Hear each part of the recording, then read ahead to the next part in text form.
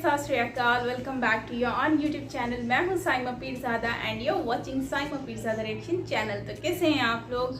आज हम रिएक्ट करने वाले हैं, वीडियो का टाइटल होने वाला है बोला थाना मत अकड़ो। तो ये वीडियो होने वाली है ब्रिटेन से रिलेटेड एंड इंडिया से रिलेटेड। तो करते हैं वीडियो को स्टार्ट। देखते हैं कि भाई क्या बातें हो रही हैं। इंडिया ने किसको अक्कड़, मतलब किसने इंडिया को अक्कड़ दिखाई और आज इंडिया ने उसको सीधा कर दिया। मज़े का वीडियो होने वाला है, आप लोग भी देखें, मैं भी देखती हूँ। बाकी ओरिजिनल वीडियो का लिंक आपको डिस्क्रिप्शन में मिल जाएगा। और आपको पता ही है कि यार आजकल दुनिया में बहुत ही गड़बड़ मामला चल रहा है। हर कोई अपने आप को ऊंचा दिखाने की कोशिश कर रहा है, तो कोई जो है वो डाउन हुआ प्रॉपर तरीके से। तो इंडिया का क्या रोल है? अब जो ये ब्रिटेन को इंडिया ने सीधा कर दिया है, वो अक्कड़ दिखा रहा था। भाई किस चीज़ की अक्कड़ दिखा रहा था ये आज जानेंगे इस वीडियो में। मेरे साथ रहिएगा, चलते हैं वीडियो देखते हैं। So let's start. दोस्तों, जब से रूस और यूक्रेन के बीच युद्ध शुरू हुआ है तब से दुनिया के तमाम देशों का भारत के साथ बातचीत का सिलसिला बढ़ता जा रहा है। भारत लगातार अंतर्राष्ट्रीय राजनीति का केंद्र बिंदु बनता जा रहा है। कई देश भारत का दौरा कर रहे हैं, तो कई जो भारत नहीं आ पा रहे वो भारत के प्रधानमंत्री नरेंद्र मोदी जी के साथ वर्चुअल बैठकें कर रहे हैं। अभी हाल ही में अमेरिका के राष्ट्रपति जो बाइडन और भारत के प्रधानमंत्री मोदी की भी वर्चुअल बैठक हो चुकी है। उधर दूसरी ओर अभी हाल ही में जापान के प्रधानमंत्री भारत के दौरे से वापस लौटे हैं। तो अब ब्रिटेन के प्रधानमंत्री बोरिस जॉनसन के आने की खबर आ गई है। 21 अप्रैल को बोरिस जॉनसन भारत पहुंचेंगे, लेकिन उससे पहले ही इन्वेस्टमेंट की खबर सामने आ गई है। ये इन्वेस्टमेंट एक ऐसे क्षेत्र में होने वाला है जिस पर अगर भारत सफल रहता है तो पेट्रोल और डीजल का तो पूरा इतिहास ही बदल सकता है। दरअसल आपको बता दें, ब्रिटेन की company Athena groups Madhya Pradesh में लगभग 50,000 करोड़ रुपए का निवेश करने की घोषणा करने वाली है। ब्रिटेन के इस निवेश से भारत के अंदर ही ब्रिटेन की मदद से एक बड़े एथेनॉल प्रोड्यूस करने वाले संयंत्र की स्थापना की जाएगी। इसका सीधा फायदा मध्य प्रदेश के किसानों को भी मिलेगा और साथ ही भारत में लगातार बढ़ती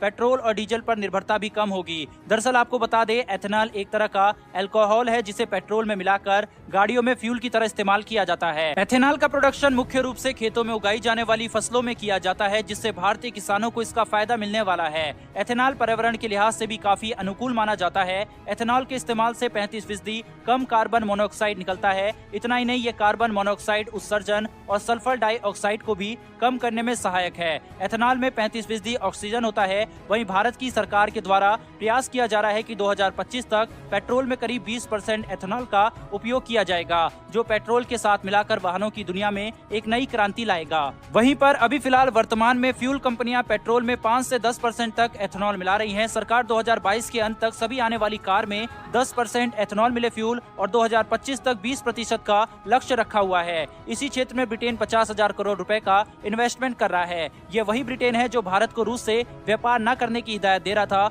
वहीं पर भारत के रुख को डिसअपॉइंटेड करने वाला बताया था। वहीं पर दूसरी ओर भारत के हिंदुस्तान एरोनॉटिकल लिमिटेड और डीआरडीओ को फाइटर जेट बनाने की महारत हासिल हो चुकी है, लेकिन अभी फिलहाल फाइटर जेट में उपयोग किए जाने वाले इंजनों में भारत दूसरे देशों पर निर्भर है। लेकिन अब दूसरे देशों पर निर्भरता धीरे धीरे खत्म करने की योजना भारत सरकार की तरफ से बनाई जा रही है। अभी तक भारत अपने हथियारों का निर्माण खुद न करके दूसरे देशों से इम्पोर्ट करता था। अगर आज के लिहाज से देखा जाए तो अमेरिका दुनिया को हथियार दे रहा है, चीन छोटे छोटे देशों को अपना गुलाम बना रहा है, रूस दुनिया को युद्ध दे रहा है, तो वहीं पर भारत दुनिया को अनाज पहुंचा रहा है। लेकिन जिस तरीके से दुनिया की राजनीति में बदलाव आ रहा है, उससे अब भारत को भी अपनी नीतियों में बदलाव करना पड़ रहा है। भारत में hypersonic missile, cyber security devices, drone system, artificial intelligence, big data machine interface को स्वदेशी प्रोडक्शन के तहत बढ़ावा दिया जा रहा है। वहीं दूसरी ओर भारत अब अपने 5.5 जनरेशन वाले फाइटर जेट के साथ भारत में बन रहे कई फाइटर जेट के इंजन के निर्माण करने जा रहा है। इसके लिए भारत सरकार अपनी पॉलिसी में भी बदलाव कर रही है। भारत में इस वक्त एमका और साथ ही तेजस मार्क 2 के लिए एक हाई थ्रस्ट जनरेट करने वाले इंजन की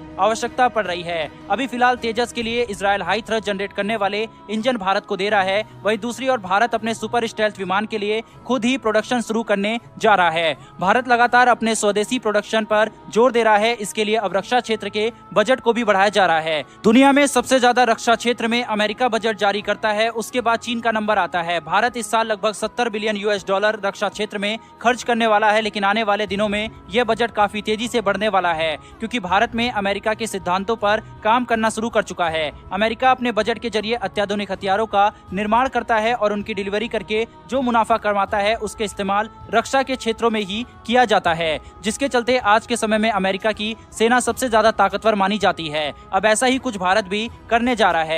जेट इंजन के निर्माण के लिए भारत का DRDO अंतर्राष्ट्रीय स्तर पर सहयोग का प्रयास कर रहा है। भारत अपने विमानों के इंजनों को दूसरे देशों से न लेकर बल्कि अपने देश में ही बनाना चाह रहा है, जिससे एक तरफ भारत के पास इंजन निर्माण की टेक्नोलॉजी भी उपलब्ध होगी और साथ ही भारत अपने इंजनों के मेंटेनेंस भी खुद कर पाएगा, क्योंकि भारत में राफेल विमान को फ्रांस से खरीदा जरूर है, लेकिन इसकी मेंटेनेंस के लिए फाइटर जेट को फ्रांस भेजना पड़ेगा, जिसके चलते ट्रांसपोर्टेशन का खर्च भी काफी ज्यादा भारत पर पड़ेगा। यही वजह है कि भारत सरकार इस दिशा में काफी तेजी से काम कर रही है। बहरहाल दोस्तों, इस वीडियो में इतना ही। फिर मिलेंगे डिफेंस और वर्ल्ड अफेयर से जुड़ी ऐसी एक नई वीडियो के साथ। धन्यवाद। आज का हमारा बहुत ही जबरदस्त, बहुत ही ज्यादा इंटरेस्टिंग, काफी अच्छा वीडियो था। और इस वीडियो में आपको आइडिया है कि देखो, अमेरिका ने हमेशा इंडिया के ऊपर कोशिश की है कि वो इंडिया को अपना जो है ना अपनी अकड़ दिखा सके, क्योंकि ये लोग शुरू से ही कहते हैं ना, जो हुक्मरानी करना जानते हो ना, तो वो उनको आदत हो जाती है कि लत पड़ जाती है।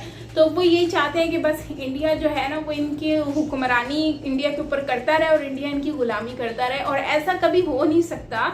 वो वक्त पहले गुजर चुका है जो वक्त था।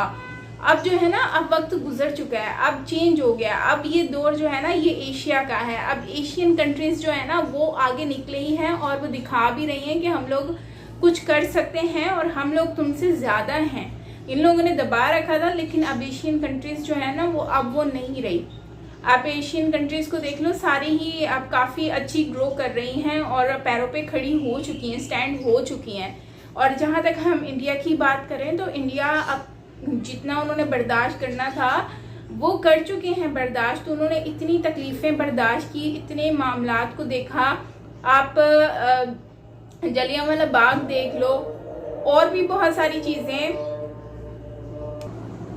सो गाइज, आई होप कि आप लोगों को जो है वो जाहिर सी बात है, आप अगर देखो तो इंडिया ने जो भी अभी जो डिसीजन लिया है पेट्रोल की वजह से, क्योंकि पोल्यूशन बहुत ज़्यादा हो जाती है गाड़ियों की वजह से, और वैसे भी अब तो इंडिया ने प्लानिंग तो कर ही रखी है कि आने वाले वक्त में जो है वो इलेक्ट्रिक बसेस बनाएंगे, इलेक्ट्रिक जो ये सारी चीज़ें करेंगे, जिससे जो है वो पेट्रोल बहुत कम यूज़ होगा और जो पॉल्यूशन है वो भी कम होगी।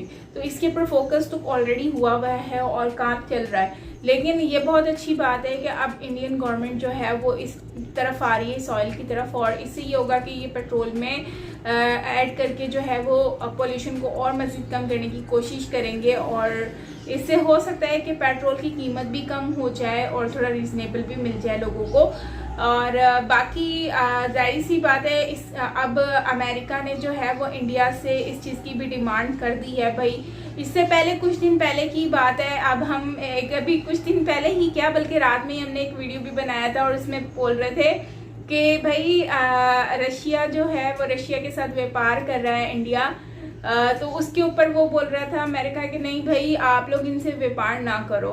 तो मतलब कि वो इस बात पे बात कर रहा था, मतलब कि उनको बहुत सारे इश्यूज थे, बेशुमार इश्यूज थे, लेकिन अब खुद ये मना कर रहा था और अभी इंडिया से खुद ही व्यापार करने की बात कर रहा है। खुद ही कह रहा है कि हमें व्यापार करना है, भाई हमें इतना बड़ा ऑर्डर दे दिया है। अब इससे पहले रशिया ने एक लिस्ट भेजी है जो कि इंडिया को, और अब जो है वो और अमेरिका ने भी भेज दी है।